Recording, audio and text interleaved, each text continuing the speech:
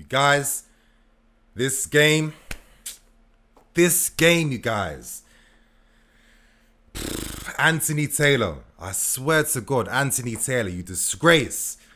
These referees and these officials in this country, my God, they're not good enough. They're not good enough. Cup final game, what you mean you're making these decisions in a big game like this?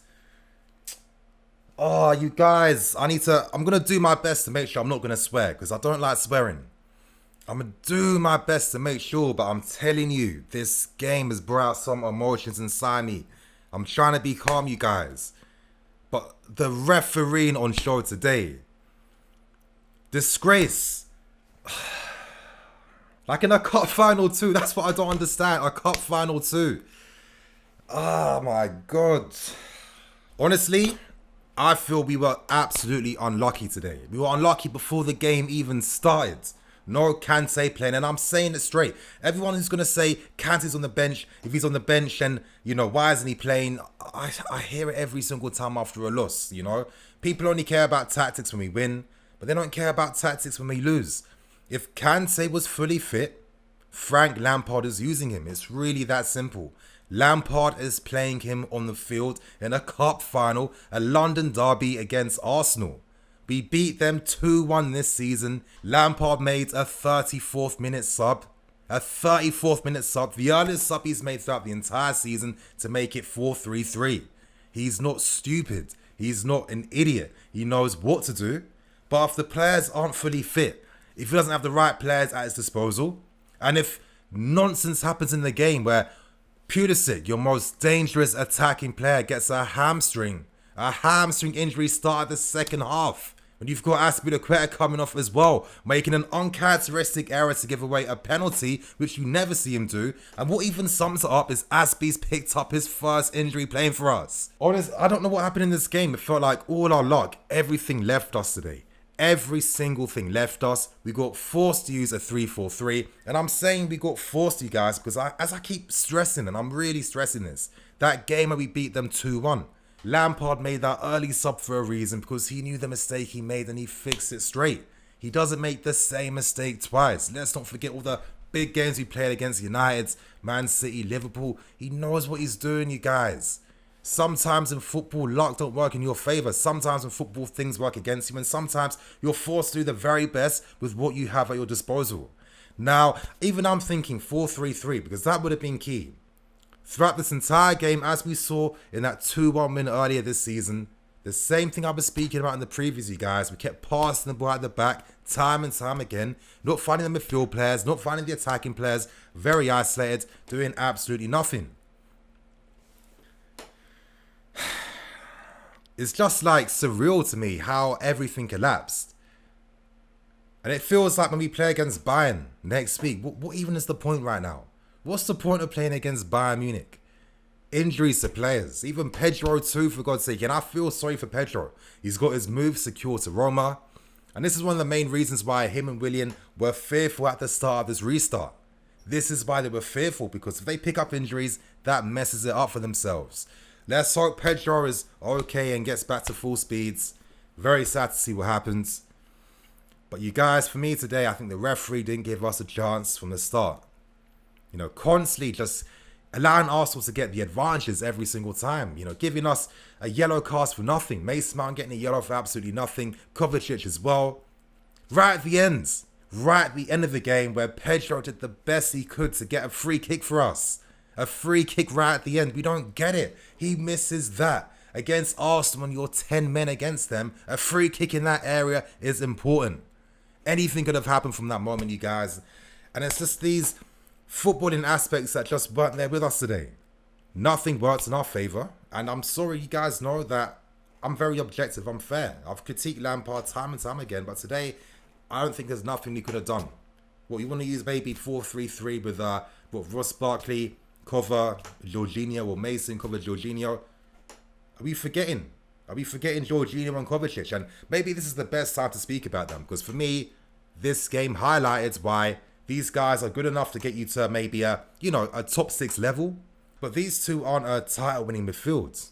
Let's get that straight, yeah? These two are not a title-winning midfield. That's why we're going to the market. That's why we're signing players. Today, we saw some good aspects from them. We saw some of the sideways passes from Jorginho. We saw Kovacic and his unreal ability to beat the press, kickstart attacks. But then we saw the main weaknesses from them, and that's defending and attacking. With Kovacic today, I thought his forward passes were awful. He wasn't finding anyone whatsoever. And it is disappointing knowing that he has that unbelievable aspect to his game where he can't beat the press and kickstart these attacks, but he can't play the pass in the end. And when you play both these guys together, they don't care about danger in behind them. They don't have any defensive awareness. There was a moment in the first half where Pepe, we thought he got the equalizer, unreal finish top left corner. How did that even happen? How did that even start? Aubameyang was in between the lines, unmarked, no one was near him. And where was covering Jorginho? About 10-15 yards upfield. This is why N'Golo Kante was missed. Kante would have helped the fullbacks out wide. Kante would have been another defensive line in front of the defence and behind the midfield too. And of course, we could have outmanned them in midfield. And as I keep stressing, this is how we beat them at the start of the season, you guys. It's unlucky. This is unlucky. I don't care what anyone tells me. Nothing worked in our favour today. And this game, injuries, referees, everything was against us. But there were some hopeful moments. Pulisic, wow, I mean, since the restart, this guy's application, his desire to improve.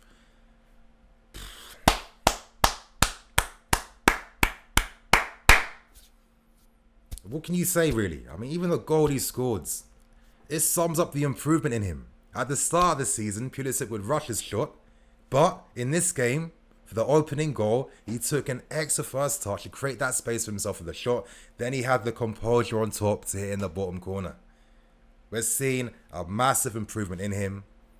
And you don't understand how sad I was when he came off of the hamstring, man. It's sad. It's sad. You know, these injuries he's been having throughout his career.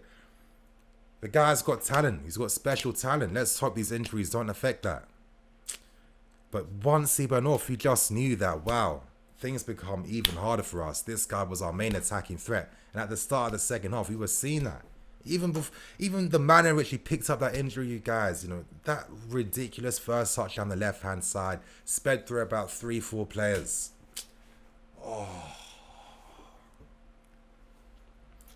I know this is like my most unprofessional match review, but I felt you guys. I felt that loss today. Like,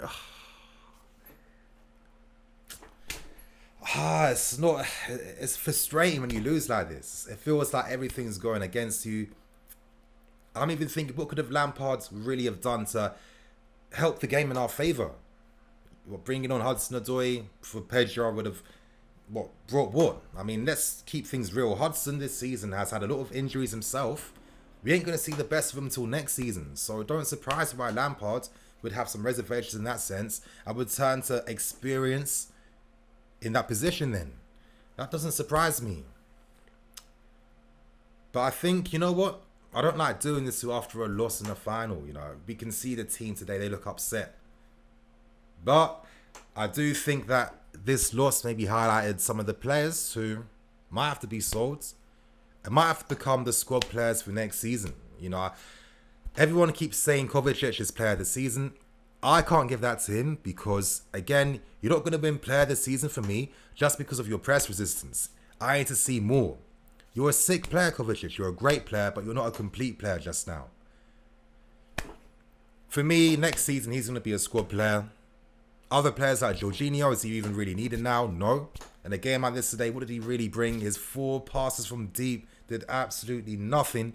When we found things hard tactically, because this game today was a tactical battle between Arteta and Lampard, and things became harder for Lampard as time went on because players were getting injured left, right and centre. And I have to mention Rudiger. For me, I like him. Great personality, well respected. He's a decent player. We can't get that wrong. But he needs to be sold, you guys. I'm sorry. For that second goal Arsenal scored, that second goal. You're telling me you're not even going to get the free kick. You're not going to get the foul at least. Constantly putting Zuma and Christensen under pressure the entire game. Come on, Rudiger, that's not good enough. And it's been these same mistakes time and time again since I've seen you come here.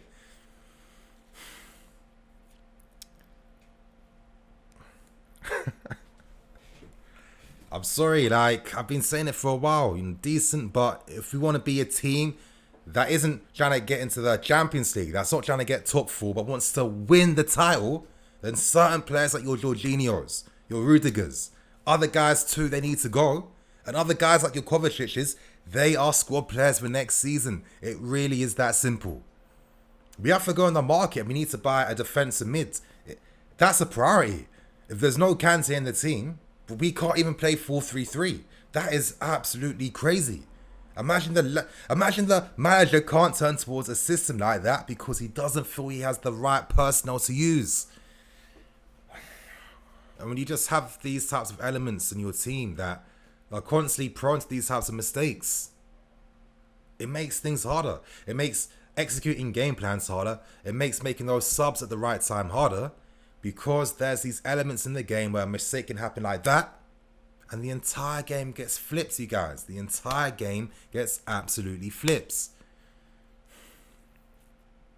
I know when defeats like this, well, it's quick to create scapegoats and, you know, blame certain individuals. You know, I can imagine some people saying, Reece, what was he doing today? Maybe, you know, completely just dismissing that, you know, tactically, because Arteta is a great tactical manager and because Arsenal had their best players playing throughout the entire 90 minutes, you know, they had their game plan to stop us, as we saw in a previous game this season. But, I don't know, you guys. On a positive note, we've got top four football. On another positive, Ziyech and Werner are here. Another positive, Havertz is close to signing for us too. And for the next positive, we have money to burn and blow to get other positions filled up in this team. Next season, all of these things we're seeing, we're not going to see it, you guys. I'm telling you. I guarantee that.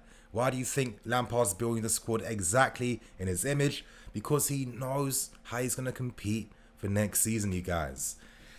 I mean, it's annoying, you know, London Derby losing the final. But, you know, I look at the team. Once there's no Kante, once there's no Pulisic, once there's no players like this, you guys, it makes what you do even harder. Let's keep things real. It makes what you do even harder. You guys, I'm looking on Twitter right now. Las Lampard said 2 hamstrings, 1 dislocated shoulder. Oh, Pedro, man. That's sad. Willian was injured yesterday. Kante not fit. Ruben out. I mean, it's as simple as that. These guys, when they play, they win you the game. It's that simple. Imagine Arsenal with no Aubameyang. Imagine Arsenal with no Luiz at the back. Imagine Arsenal without some of their key players, you guys. It's that simple. You know, if anything, I feel like this defeat is going to spur the team on for next season. I feel Lampard's going to get spurred on. I feel the whole club's going to get spurred on to start getting deals and business secured and done. Because next season, these things won't be happening. I guarantee it, you guys. But, you know, it's a very upsetting way to lose in a final. It just felt like things were against us from the absolute start. There's only so much we could have done. And as I said, you know, sometimes that's life and sometimes that... You guys, to give my closing thoughts, Anthony Taylor, you're a disgrace. You're pathetic. You're not good enough. I'm seeing that incident at the end, you guys, where Martinez comes out from his goal line too. Of course, he's outside the box. Of course he is. Where was VAR? Nah, you guys, I'm gone. I'm absolutely gone.